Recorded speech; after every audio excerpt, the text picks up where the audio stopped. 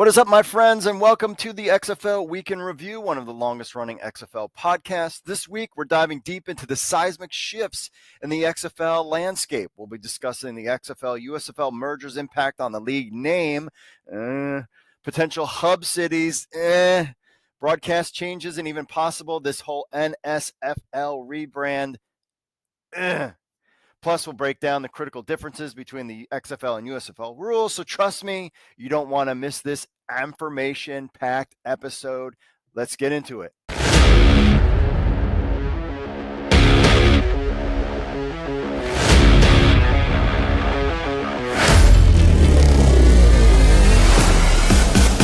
What's up, XFL Nation? Let's get right into it. Will the XFL USFL merger include a new league name? We have been breaking all sorts of stories when it comes to this, so stay tuned to XFL News Hub. So in the world of sports, name carries weight.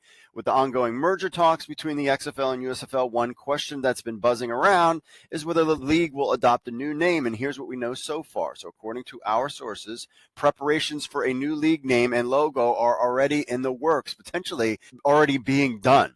This suggests that both leagues are anticipating a new brand strategy that can unite their legacies under a fresh identity. Check out me and Mike Mitchell's interview for a full kind of rerun the gamut on this. But here's what we know. So legacy brands and potential alienation. This is why the league, XFL and USFL, are thinking about and possibly already have. Basically, what we're hearing is that this is a done deal. As far as a new name, both the XFL and USFL are legacy brands with dedicated fan base. Merging under either of the existing names could pose risk and alienate the other fan bases. So the pros of using existing name. Of course, brand recognition. One could be the XFL, they can do the USFL, they already have all the IP, they have the logos, they have everything. They can do that, and that would be a good thing, right? Fan loyalty. Maintaining one of the existing names retains a core group of dedicated fans. The cons, and this is where the problem is, and this is what Mike Mitchell and I talked about in the podcast,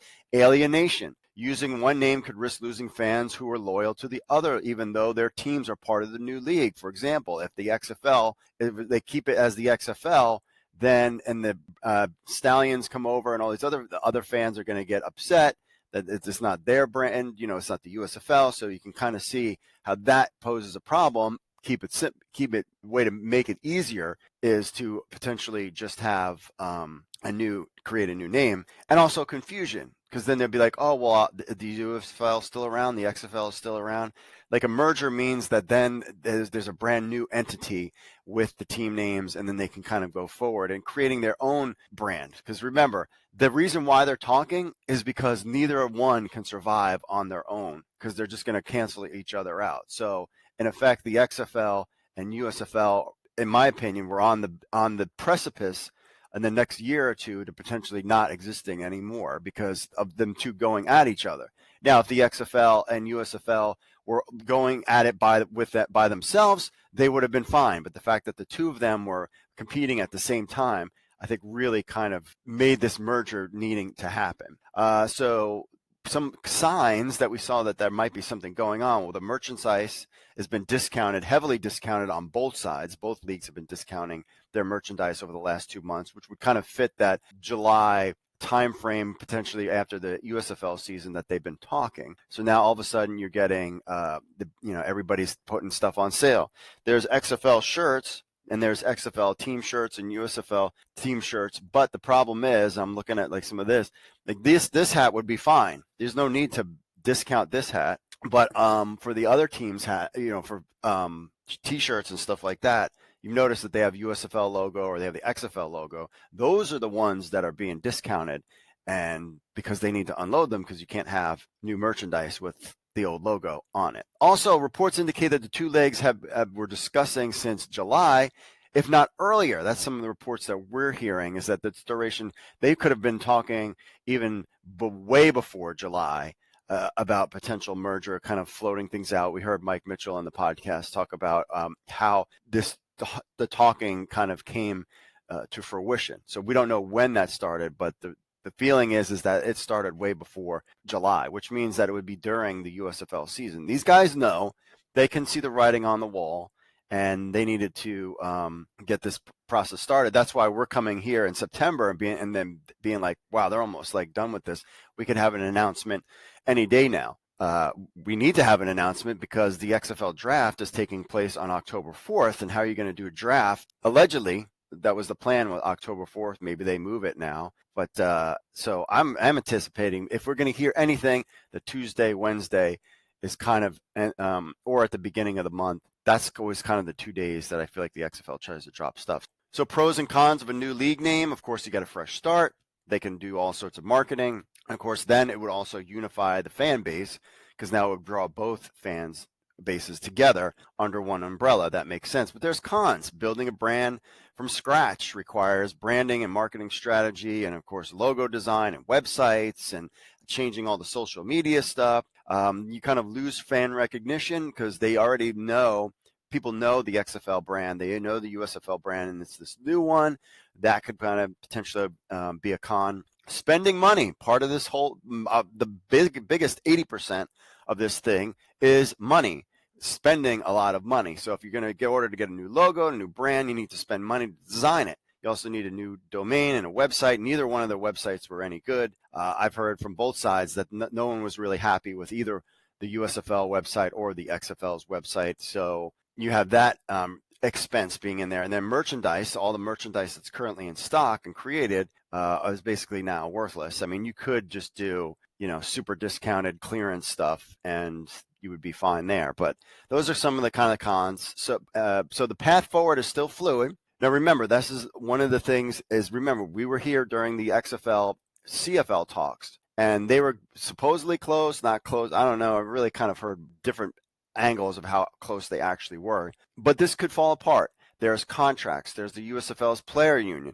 Also, you have government approval is on the table as well. So it's seeming like this is more likely compared to when we went through the whole process with the XFL and CFL. But it still could drop because of these things like contracts, players union, government approval. Why do you need government approval? Because a lot of people could be losing their jobs. And that's why it kind of comes there's all this kind of legal stuff going on right now. So stay tuned to the XFL News Hub as we are breaking all sorts of news stories when it comes to this. We expect an announcement soon because of the draft coming and timelines. But right now what we're hearing is that business as usual for both sides. Everybody's doing what their off-season plans are. And until there's final word, it's business as usual for both leagues. So we'll stay tuned to the XFL News Hub. Make sure you like and subscribe, and we'll see you next time. What's up, XFL Nation? Back with another news update.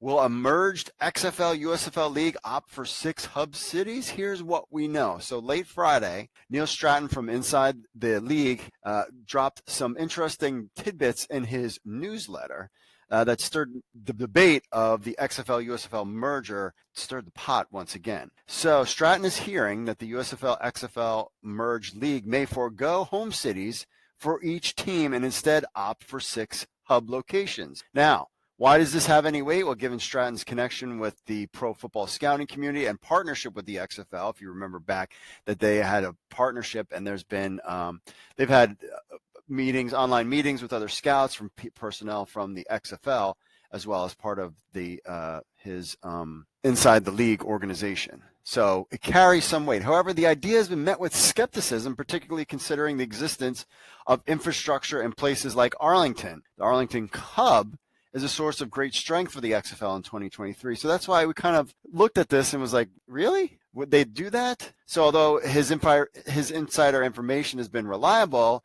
it's important to question the latest piece of news. See, the infrastructure was already in place like Arlington, and that move to hubs would be more complicated and expensive, not less money. And this is what they're trying to do, is to save money. So my point is that everybody can play in Arlington and they can still ship people out to all these different venues. The problem with hubs is that you have to have insurance, you have to have all the legal documents and permits and equipment and training staff. So you're going to tell me you're going to put all these places in 6 different locations? It makes no sense. Partly that's why I feel either this was kind of a trial balloon floated by the league to maybe to gauge fans' reaction to it. But I'm really thinking this might be old news from maybe when they first started initially having conversations, because to me this makes no sense whatsoever. The 6 hubs, you're going to have the same product as the USFL did, rather than just having everybody in Arlington where it worked. They have a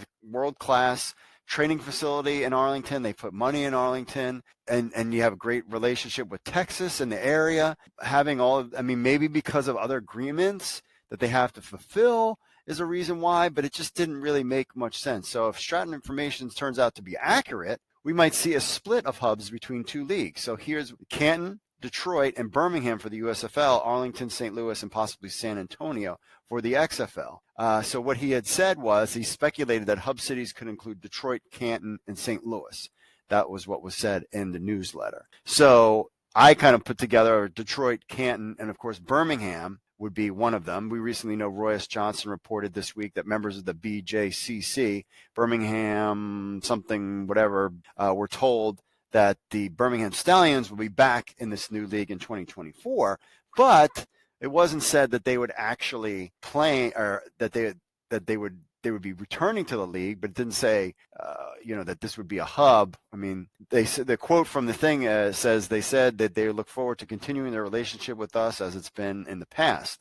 That was the quote from Royce Johnson's article, and we assume that means that they will play in 2024, but Stratton's report only mentions Detroit, Canton, and not Birmingham. So the idea was, well, they said, yeah, we're going to continue our relationship, and the Birmingham Stallions are still going to play in the league, but are they actually going to play in Birmingham? That question was not asked or responded to in that article. And that's kind of a nuance. So we've heard from sources in this past season, by the way, that Protective Stadium is, let's just say, less ideal on many fronts. I know people who have been to the games out there, have just basically, multiple people said that it's not the best stadium situation, and wouldn't be surprised if the XFL side of things maybe didn't want to have a team in Birmingham because of the stadium situation, even though the stadium is brand spanking new pretty much. And the area around it and whatever. That's kind of what we heard over the past year when it comes to Protective Stadium. I've never been there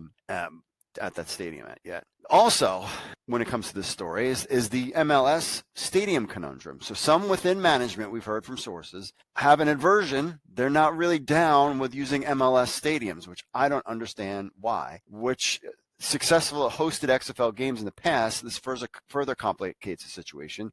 So such venues are perfectly suited for the merged league, especially considering the size and infrastructure. An April league start date could conflict with MLS and NWSL schedules. That's the women's soccer league in Seattle, and of course the DC United in DC. Giving some weight to this whole hub city theory that maybe that's why DC's name has been left out of the hub. So I kind of put together, I said, okay, if you're going to have 6 hub cities, Detroit, Canton, Birmingham, we assume, because the USFL has its home base in Birmingham. Arlington, it would be completely bonkers that they wouldn't be in Arlington. St. Louis, they did have some infrastructure there in the past in XFL 2020. And then also, and I was thinking you have to stay in Texas, so maybe San Antonio would be another one. Houston, we know, is in limbo between the Gamblers franchise and then the Roughnecks being in the same pot. How can they move that around? So I'm just not feeling like this is actually a thing. And if anything, I think it might have been something that was early on discussed, but I would just be really shocked that you're going to put a product on and showing empty seats. That was the biggest knock of the USFL, was having empty seats and having this kind of, could you imagine, all right, let's say DC is a hub, or maybe they were going to have 3 hubs, but they're still going to play in their home locations. That also is going to make it more expensive. Like, we were merging together to save money. That seems, but again, all of this boils down to lawyers, basically. Lawyers, legal agreements, you don't know what's in place. You assume if they were written right, I mean, this is a spring football league that spring football has never worked past 3 years. There's got to be outs. I mean, but maybe, that's how kind of the XFL kind of got out of agreements, because they declared bankruptcy. So I don't know how they're going to get out of this stuff. So that could be a reason why, but I just have the sneaky suspicion that this is more of something that might have been early on discussed. I mean, they still could do the hub cities, but only one team practices there rather than the teams practice there. But it just seems the expenses. You're trying to save money. This whole thing has been to save money. So we'll see. So Stratton Reports definitely brings an interesting twist to everything that we've heard about this merged league, and of course many questions unanswered. Let us know what you think in the comments. Make sure you like and subscribe to the YouTube channel to stay up to date. Hit that notification bell. Stay up to date on all the latest XFL news as it breaks. Subscribe, and thanks for watching. Are you a fan of the XFL, USFL, and CFL football? Get ready to embrace your inner general manager with NewsHubFantasy.com's fantasy football experience. NewsHubFantasy.com offers you an unparalleled fantasy football platform bringing together fans of the XFL, USFL, and CFL football leagues. Compete in season-long fantasy with leagues up to 6 players. You can create your own for friends, or you can join an existing league. Draft your ideal team with our 7 active roster spots, including a quarterback, running back, wide receiver, flex, tight end, kicker, plus 3 bench spots. Show off your football knowledge and strategy and dominate your league. Our user-friendly interface makes it easy to manage with your team and get the latest news in your XFL or USFL or CFL leagues on the go. Plus, News Hub Fantasy offers mock drafts, pick'em games, and so much more all season long. So don't miss out on the action. Sign up now at newshubfantasy.com and become the ultimate football fantasy manager. What is up, XFL Nation? Some breaking news is the USFL Enterprise. So here we go. We'll get right into it. So USFL Enterprises has locked in the trademark NSFL, National Spring Football League. So the trademark is secure. Also, our friends at XFL X Fan Show have had some interesting tidbits about emails to Danny Garcia and the Rock's XFL accounts bouncing back. Plus, the filing date for the National Spring Football League and NSFL was on the 22nd, and there are 22 variations. So what's looking like what's happening, those are your key points of what's going on. So what can we tell you? That the USFL entity that owns all of the trademarks, they have trademarked NSFL, National Spring Football League. So those are the 2 trademarks that they did. And there's 22 variations, t-shirts, broadcasting, blah, blah, blah, blah, blah, all this other stuff. And that's fine. Maybe that was a speculation that the name might be NSFL. It seems just kind of generic and lame, not very exciting, but okay, that's fine. That happened. Then you also have this tidbit from last night from XFL X Fan Show, fan of their shows. They had talked about how they had emailed a bunch of people in the XFL, and in this particular end, always went to Danny Garcia and The Rock. But in this instance, and you have to check out their show, Danny Garcia and The Rock's emails bounced. Why does that matter? Like, so what? Whatever the big deal? Well, that's exactly what happened when the XFL assistant coaches were let go. We were getting notifications from agents like, hey, I'm trying to message coaches and their emails are bouncing back. Do you know what's going on? And then 24 hours later, the reason was because they were let go. So that's why this is an important kind of putting the pieces of the puzzle together. Now, the domain names like NSFL and the NSFL.com, they could be taken. I've looked at them before in the past. They could have already been purchased, and they're just, all you have to do is point an IP address to the new one, and then you're good to go. So there's nothing concrete when it comes to the domain names. And of course, they could also come up with a different variation, but that's kind of where the names go with the domains. But here is what the other thing that was kind of interesting is Danny Garcia had posted an image on her, and it can be interpreted many different ways. And this was, I don't even know what the date was on this, actually. It was on her Instagram post. There's a picture of her at the XFL Championship, which I was there. And she said, the photos from the XFL Champion Renegades remind me that one powerful decision, my dream and passion to guide the sport of football and own the XFL can unleash amazing moments for so many. This is true. Then she says, and leaves me inspired to ask what other powerful decisions can be made today. Is that powerful decision to step away from the XFL and let the USFL take over? So also, all of this could be a nothing burger, and this goes completely against what we were hearing. But then again, that could have been the XFL side of things, and also that again, that could also be the things could have potentially fallen apart. That was the structure that we were hearing. But again, with all of these legal documents and everything going on with Disney and ESPN, and basically, and also if you listen to our last episode about the Neil Stratton's thing about the 6 hubs with the USFL, fortunately, this situation kind of leads more credence to that story too. So who knows what's going on behind the scenes now? All the sources have gotten very tight-lipped, and no one's saying anything at this point. Then you have Doug Whaley and his Pittsburgh thing. Was that like leaving the XFL, or is he still there? I'm getting the sense that this is not going to turn out to be good. If the league is called NSFL and basically the USFL entity and Fox takes over and just kind of gets the XFL names and does the 6 hub thing, like, I mean, I enjoyed the USFL, but I know they're trying to save money to make money later. I'm just not feeling it. And it's just, this whole thing is like, I'm not feeling it. The Rock and Danny Garcia are out. I'm like, maybe you can get 2 years out of this thing. And remember, and it was declining, and they can blame it on the fact that because the XFL was also playing at the same time, but and you might blame it for the restructuring or whatever. The only thing, the saving grace, and kind of makes sense, is that Fox. So Disney's trying to get rid of ABC, and ESPN is kind of doing its own thing. So the XFL might have lost leverage because Disney and ABC are kind of out of the mix, because they just kind of Disney wants out, and they want to sell it with not any kind of strings attached. But you could still do a year. I mean, it's going to take a long time for this kind of stuff to go through. But let's say if that partnership is kind of dissolved, Fox isn't going anywhere. Latkin Murdoch just took over for Rupert Murdoch.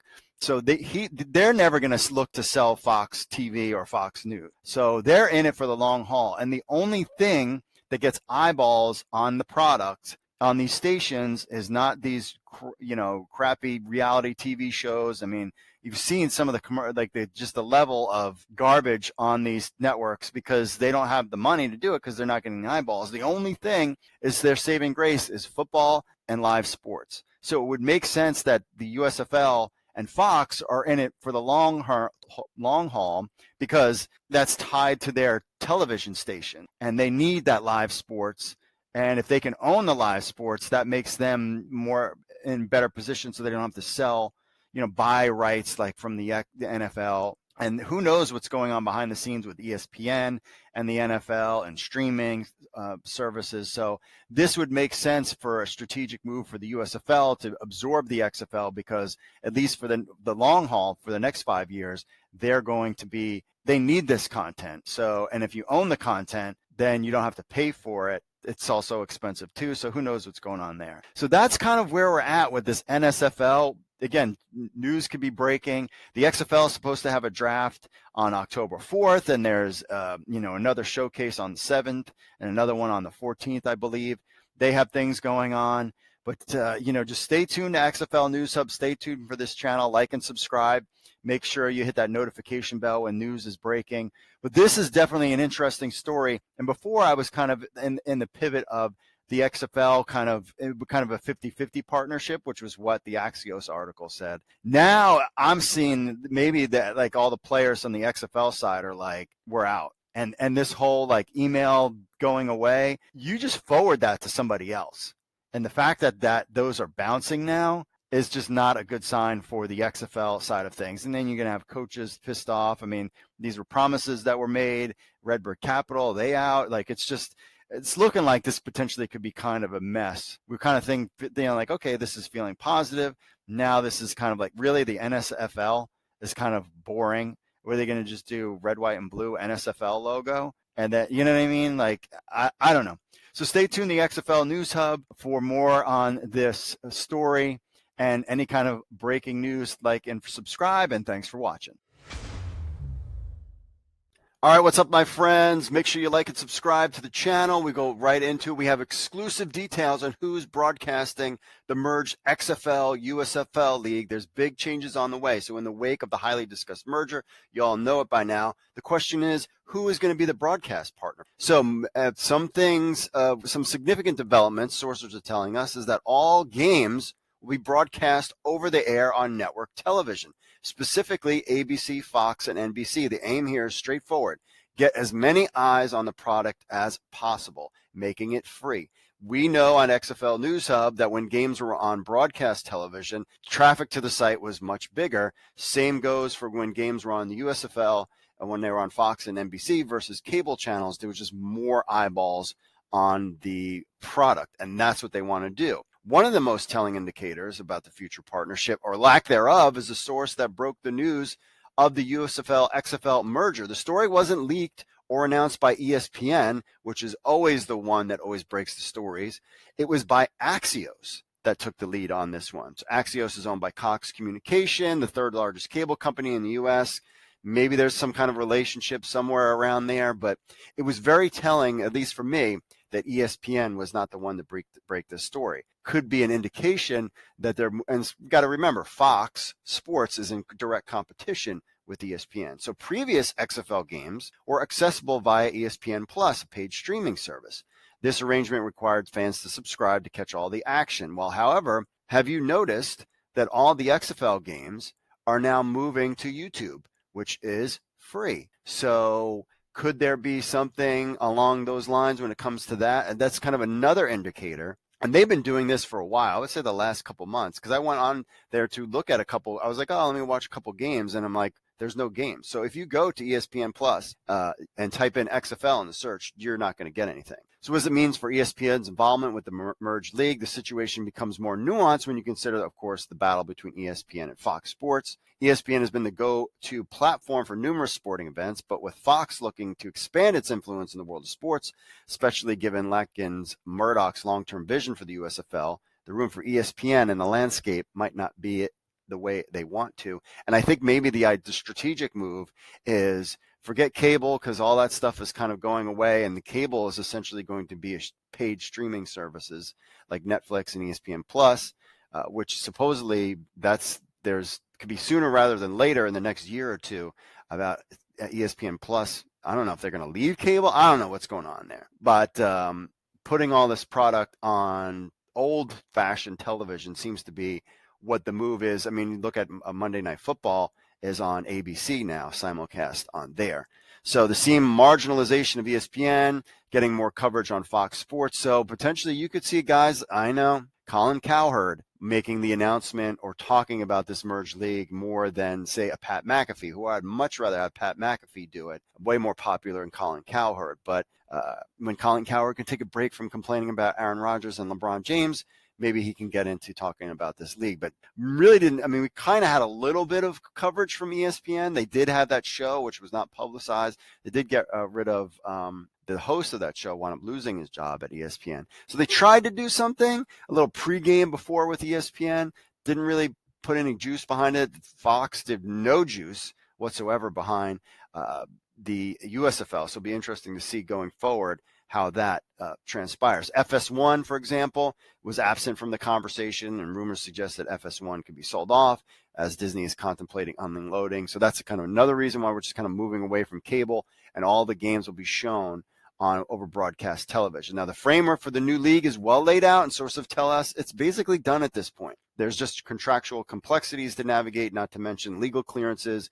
You have approval from the National Labor Relations Board and the Federal Trade Commission, because they're cutting staff potentially. So there's going to be people losing jobs. There's a union. And remember, Fox is also a publicly traded company. So there's all this kind of stuff happening at once. There's a major shift in the world, in the media world going on right now. You have the strike, the writer strike, which might be coming to an end because it's dealing with streaming. So you have all this craziness going on, and Disney's trying to unload on ABC. ESPN is trying to figure out where they're going to be in this world. So this is all kind of crazy stuff. So Fox corporate moves, of course. Rupert Murdoch just retired. His son is taking over. The good news is that his son has always been a strong supporter of the USFL since its inception, viewing it as a long-term venture for Fox. So I guess, in effect, for all of these players, it makes sense to have pro football on broadcast television, because that's the only thing people are watching live. So put it all on broadcast television. Who cares about cable? And ride with it. So all three of these players, which CBS would be out, would be televising the games. What happens afterwards? But most likely Fox and Peacock. You could stream games. I would assume, depending on how the ESPN relationship is, games on ABC might be streamed on ESPN Plus, but it's something we'll have to keep an eye on. But I'm all for it. Everybody that I've talked to is all for the broadcasting. Forget about cable. Forget about putting it on FS1 or Fox Sports 1 or any of these other cable channels, when basically the ratings were in 200,000. And you also notice that too. A lot of the sources for the television ratings are going away because the ratings are so bad that they just don't want to broadcast it, put it out there anymore. So that's what we have is exclusive XFL News Hub. So stay with XFL News Hub. Make sure you like and subscribe to the channel for more of the breaking news of this XFL USFL merger. We've got it all. We've got our sources, and we've been kicking butt, giving you the latest information. So stay tuned, like and subscribe, and we'll see you next time. All right, I wanted to go over the XFL USFL rules. We have an article on XFL News Hub about it. It goes very in-depth, but some things to keep in mind if these two leagues merge. Tiered extra points are back with the run pass only options for extra points. So the XFL has, there is no kicking extra points, where the USFL has extra point kicking. Game timing is different between the two leagues. And of course, the unique kickoff rules is just some of the factors, but we go into depth about this, talking about who is Dean Blandino the guy, or is it Mike Pereira, or is it both of them? We understand that there's a friendship between them. Again, remember all of this stuff with the XFL, USFL. If there's the fans are all like, some of the fringe fans are all like about competition between each other, but it's a small universe and they all know each other. So what goes on with there?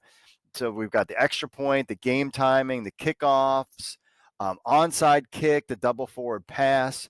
I mean, here we list them all out. It's just kind of some of the overtime rules, the instant replay, are just some of the differences in rules within both leagues. So it'll be interesting to see how they kind of merge these two together. Some other quick notes and tidbits. Of course, the Battlehawks Bridge offers an all-inclusive option for 2024. So again, everything is status quo when it comes to talks. I mean, the USFL is doing their thing, staff, the XFL is doing their staff. We still haven't heard about if there's going to be a draft on October 4th, but the Battlehawks announced that an all-inclusive food option for season ticket memberships in the Battlehawk Bridge for the 2024 season.